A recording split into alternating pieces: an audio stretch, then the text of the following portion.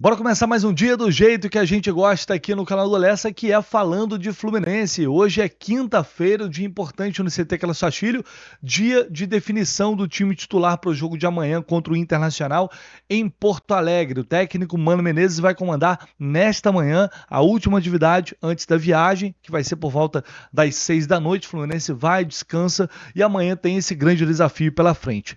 E sabemos, já de antemão, que teremos um time muito diferente em campo, um time modificado, por força maior. Né? São 6 jogadores, ao todo o Fluminense tem muitos atletas suspensos, e aí cabe ao técnico Mano Menezes encontrar essas soluções dentro do elenco. E eu vou discutir, além de trazer notícia, como sempre, informações aqui para vocês, vamos discutir sobre isso aqui agora no canal do Lessa. Só aquele like esperto, maroto, botãozinho do like tá aqui embaixo, deixa aí o seu like. Depois deixe seu comentário também, como é sempre tô lendo aqui os comentários de vocês, não dá para responder a todo mundo, mas estou sempre fazendo o possível aqui. Agradeço o carinho de todo mundo e você que está chegando pela primeira vez aqui ao canal, seja muito bem-vindo, ative as notificações para você ficar sabendo de tudo o que acontece nos bastidores do Flu. Em relação a esse time, gente, creio que não há tantas dúvidas assim, mas não dá para descartar uma mudança tática, uma mudança de estrutura para esse jogo diante do Colorado, porque, vamos lá, os caras estão mordidos, né? Certamente estão mordidos, desde a semifinal da Libertadores do ano passado, da forma como eles perderam, e o Inter não vence o Fluminense desde 2022, na derrota no Beira-Rio, por 3-0. Desde então o Inter não perde para o Fluminense e ainda teve essa eliminação na Copa Libertadores. Então os caras estão num momento muito bom na competição, disparado o melhor momento no Inter no Campeonato Brasileiro, são 13 jogos de invencibilidade,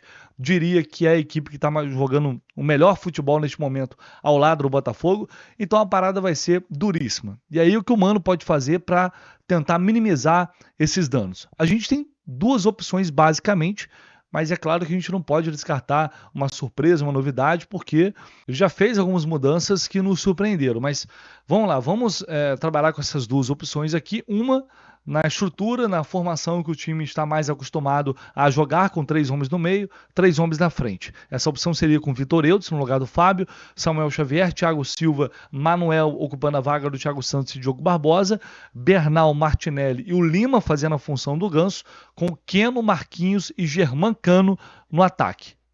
Esse é o modelo que manteria a estrutura tática da equipe, né, que é como normalmente o Fluminense atua, claro, tendo algumas variações dentro do jogo, principalmente quando o Lima é esse cara, é um dos pontas. O Lima fecha muito por dentro, constrói por dentro também, recua para marcar, fechando por dentro muitas vezes, e o Fluminense sai durante o jogo em alguns momentos, volta para um 4-4-2 e vai alternando ali com o 4-3-3. Aí vamos para essa opção que eu não acho que dá para descartar, que é uma escalação em tese um pouco mais cautelosa, preenchendo mais o meio de campo, tentando dificultar a vida do Internacional e fatalmente tendo menos posse de bola, o que já é natural para esse jogo. Né? Com o Nonato entrando no lugar do Marquinhos. O Fluminense teria Vitor Eudes, Samuel Xavier, Thiago Silva, Manuel e Diogo Barbosa, Bernal, Martinelli, Nonato e o Lima, com esses 4 homens ali no meio de campo, Keno como jogador de velocidade, válvula de escape, né, no 1 contra 1, e o Cano mais adiantado. São opções que temos para esse jogo. Não imagino ele fazendo algo muito diferente disso, mas como eu disse, né, pode ser que ele tire algum coelho da cartola aí, e a gente vai falar quais seriam essas outras possibilidades. Mas, me atendo aqui a essas duas opções, a entrada do Nonato, para mim, para um jogo como esse, em tese, pode funcionar para fazer o Fluminense preencher mais esse meio de campo, compactar mais a marcação, fechar mais a frente da área, proteger a última linha de marcação, mas não adianta só dar a bola para o Internacional, ficar com a bunda lá atrás, levando sufoco, pressão dos caras, e quando tiver a bola não jogar. Mais do que a formação tática que ele vai escolher, e até os jogadores, como sempre eu falo, o que manda muito é a postura, é a atitude do time. De, tudo bem, né, tá numa situação mais complicada na tabela, tá com muitos desfalques e tá fora de casa, contra um adversário que vem num momento muito bom. Então é natural que você não vai ter o domínio, não vai ter o controle do jogo, você vai ter menos controle. Mas quando recuperar essa bola, tem que fazer um jogo vertical, como o Fluminense do Mano já conseguiu fazer em alguns momentos, fazer essa bola chegar rápido na frente e contra-atacar, agredir o adversário também, porque senão vai ser engolido, não adianta. E aí a gente está falando de duas opções, Nonato ou Marquinhos, um jogador que está voltando de lesão, que a gente não sabe como está neste momento, que é o Nonato. O outro Marquinhos, que desde que voltou de lesão também vem jogando muito mal. Né? Também não vem. Todos os jogos. Não me lembro um jogo que o Marquinhos entrou e entrou bem. A gente falou, pô, entrou muito bem, mudou o jogo. Realmente não me lembro. Então a gente teve um pequeno momento ali de boas atuações, de destaque do Marquinhos, ainda lá com o Fernando Diniz durante a Libertadores, antes dele se lesionar, e depois absolutamente nada. Por isso, não necessariamente pelo Nonato, mas sim pelo que o Marquinhos não vinha apresentando, neste momento, para o jogo de amanhã, eu escolheria o Nonato. Mas o que realmente pode surpreender nessa escalação, e eu torceria muito para que isso acontecesse? Os garotos, campeões brasileiros sub-17 também da Copa do Brasil, o Riquelme Felipe e o Isaac, além do Wallace Davi, eles estão treinando com o elenco ao longo desta semana. E seria uma surpresa muito positiva, muito agradável, se um desses garotos tivesse a oportunidade de jogar. Arriscar, dar uma chance.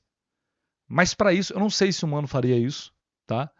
Porque imagino eu que ele vai achar muito precoce para arriscar num jogo decisivo, jogo importante, momento de pressão, e para jogar a responsabilidade em garotos que ainda sequer estrearam pelo time profissional. Mas se ele resolver nos surpreender dessa forma, a gente teria que ter uma maturidade muito grande, torcedores, todos nós, para avaliarmos com muita cautela esses garotos. Estrear num time profissional desse jeito, dessa forma, não é fácil para ninguém. Você imagina para esses jovens que são notadamente muito acima da média nas suas categorias, mas que não passaram nem no sub-20 para chegar ao profissional. Mas alguns jogadores reagem de forma extremamente positiva a essas situações de pressão. E muitas vezes, nesses momentos, é que a gente vê que os talentos são realmente diferenciados. E a gente está cansado de ver jogadores, claro, né? Quem chega ao profissional com 16, 17 anos e joga são atletas de uma outra prateleira. A gente está falando, para citar exemplos aqui do Brasil recentes, Endrick e Estevão, ambos do Palmeiras. São jogadores muito acima da média. Muito, muito. Então não é algo comum, não é algo normal, tá? Só para deixar isso claro, porque não, mas o Estevão, mas o Endrick, eles são exceção, eles não são regra. Mas numa situação como essa, onde você tem muitos problemas e os jogadores que podem entrar, eles não estão dando retorno técnico, talvez seja a opção para sair do lugar comum, para realmente fazer algo diferente e tentar ter ali um resultado diferente. É óbvio que não dá para dizer que não tem nada a perder. Tem, porque o Fluminense está numa situação muito difícil na tabela do Campeonato Brasileiro. Tem sim a perder. Então não são decisões fáceis de serem tomadas, mas para isso o Mano foi contratado. Para isso ele é o treinador do time. Para encontrar essas soluções, para encontrar algo diferente num momento de dificuldade. Então quem sabe, né? Seria muito legal. Mas eu estou trabalhando com os pés no chão, mais com a realidade, com as opções que temos neste momento. Vamos aguardar o treino desta quinta, para a gente tentar apurar, descobrir alguma coisa e primeiro, na verdade, saber se esses jovens vão viajar para Porto Alegre ou não. O que eles estão treinando não necessariamente significa que todos vão viajar. Mas enfim, me deixaria muito feliz e contente ver uma surpresa dessa na escalação do Fluminense no jogo de amanhã. Esses garotos, vocês imaginem como eles não estão com vontade de estrear no profissional, como não seria um sonho realizado, e creio eu que eles iriam aproveitar ao máximo essa experiência. Se daria certo ou não, é outra história. Eles estão sendo preparados para o ano que vem, mas como eu disse, no momento de dificuldade é que a gente cria soluções que nem mesmo a gente imagina. Para esse jogo, a CBF decidiu escalar Luiz Flávio de Oliveira. Mais um árbitro paulista, os últimos 5 jogos, mais um árbitro paulista de novo, apitando o jogo do Fluminense. É um árbitro que eu acho bem fraco no geral, bem fraco mesmo. Ele apitou esse ano Juventude e Fluminense pela Copa do Brasil lá no Alfredo Jaconi. Vitória de Juventude por 3-2. E ano passado apitou a vitória sobre o Inter por 2-0 no Maracanã. Então, Luiz Flávio de Oliveira vai apitar essa partida. Retrospecto dele, 34 jogos ele já apitou no Fluminense, 15 vitórias, 9 empates e 10 derrotas. Fui lá dar uma olhada na KTO para ver se mudou alguma coisa em relação às cotações para o jogo de amanhã e, na verdade, até mudou. Aumentou ainda mais a odd do Fluminense, odd de 6,50 para o Fluminense ganhar o jogo. Olha só essa odd do Fluminense, 6,50, empate ou vitória do Fluminense, 2,28, dupla chance aqui. Então, se você acha que o Fluminense vai, mesmo assim, com dificuldade, com desfalque, a gente vai surpreender no Beira-Rio, vamos jogar bem, vamos garantir um ponto. Aquela galera que é mais otimista. Quem vai estar no Beira-Rio, por exemplo, quem vai estar no estádio, vai porque está acreditando no resultado positivo. E a gente tem que acreditar. Assim, o Inter é um time mais forte, é um time realmente que está num momento excelente, não há dúvida. A tabela, ela mostra isso, mas a gente está falando de futebol, gente. O Inter também não é uma seleção, não é um Manchester City, não é nada desse tipo. É um time que está numa grande fase, que tem bons jogadores, mas se você faz um jogo correto, de muita dedicação, de raça e vontade, dá para arrumar alguma coisa. Então, se você é desses mais otimistas, vai lá na KTO, utilize o cupom JORNADA para você ter 20% de bônus no seu primeiro depósito. Muito importante isso. Não se esqueça, fez seu cadastro lá, se você ainda não tem, utilize o cupom JORNADA, mas atenção, hein? Jogue com responsabilidade, gente. Não é para, você não vai entrar lá na KTO e vai ficar rico. Não é para isso, tá? Para a gente se divertir, para a gente brincar, comemorar a vitória do Fluminense, colocando uma graninha no bolso que, se Deus quiser, a KTO vai colocar no jogo de amanhã, tá? Então, sempre com responsabilidade. Não se esqueça utilizar o cupom JORNADA após fazer seu cadastro. Corre lá na KTO. Vamos lá, para a gente fechar aqui, eu vou falar sobre o técnico Mano Menezes, porque, se não me engano, há 2 dias, eu acho, ou na segunda-feira, o Gabriel Amaral, lá no Raiz Tricolor, publicou que há uma cláusula, sim, de renovação automática do contrato do Mano, caso ele consiga permanência na Série A do Campeonato Brasileiro. Lembrando que cláusula automática, entre aspas, porque o clube pode não querer renovar o contrato do jogador, do treinador, e aí isso serve para jogador também, e aí, obviamente, deve ter multa prevista em contrato, se a opção for não renovar, para resguardar ali o profissional. Obviamente que a coisa é construída com essa intenção. Porém, eu apurei e consegui descobrir mais um detalhe em relação a isso, que na verdade não basta só a permanência. O Mano teria que ficar, o Fluminense teria que colocar o Fluminense pelo menos entre os 10 primeiros colocados do Campeonato Brasileiro, ou seja, na primeira página da tabela do Brasileirão. Isso significaria brigar por Copa Libertadores, pela pré-Libertadores, dependendo de como as coisas acontecerem nas competições de mata-mata, Sul-Americana, Libertadores e Copa do Brasil. Tá? Hoje não é essa a realidade. Então, pela minha apuração, para exercer essa cláusula automática, o Fluminense teria que terminar pelo menos entre os 10 primeiros colocados da competição. Apesar disso, caso ele não consiga esse objetivo e o Fluminense ficar abaixo do 10º colocado e faça o suficiente para permanecer na Série A, nada também descarta a renovação do Mano. O trabalho internamente ele está sendo bem avaliado de um modo geral. A gente lembra e a diretoria do Fluminense valoriza isso. Muita gente está valorizando o fato de que o Mano chegou com o time afundado na lanterna da competição, com apenas 11 pontos, numa situação extremamente complicada, onde àquela altura apenas 2 clubes na história dos pontos corridos tinham conseguido escapar de um rebaixamento com aquela pontuação.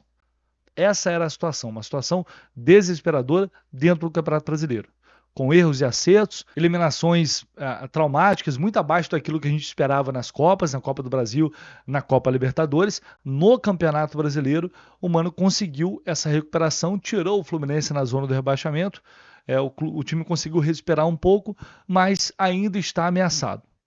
Então, essa situação não vai ser resolvida agora, porque, evidentemente, tem muita coisa em jogo. A gente não sabe, a gente espera que dê tudo certo, evidentemente, eu acredito muito nisso. que o Fluminense vai permanecer na Série A, vai permanecer na primeira divisão, mas de qualquer forma a gente tem que ver como as coisas vão acontecer nesta reta final de Campeonato Brasileiro. Mas o que eu posso dizer para vocês é que nos bastidores, internamente, até pelo grupo, pelos jogadores, a gente teve uma situação recente, essa dividida entre Mano e Marcelo, e ele recebeu o apoio da maioria dos atletas. A visão dos jogadores, das lideranças do grupo, é que o Mano vem fazendo um trabalho bem justo, correto, conseguiu recuperar a equipe, dá oportunidade aos jogadores que estão bem, que estão treinando bem. Então a avaliação de um modo geral, então a percepção de um modo geral do trabalho do Mano Menezes é positiva, tá? E isso, obviamente, vai ser muito importante para uma renovação de contrato ou não para o ano que vem. O cenário deste momento é favorável a isso, mas repito, tudo vai ser definido após a garantia de que pelo menos o Fluminense estará na Série A ano que vem. E aí, a partir disso, as partes vão discutir essa renovação ou não, principalmente em caso de o Fluminense não terminar entre os 10 primeiros e, portanto, o Mano não ter essa cláusula, esse gatilho no contrato acionado, que seria a opção de uma renovação automática. Beleza, pessoal? É isso.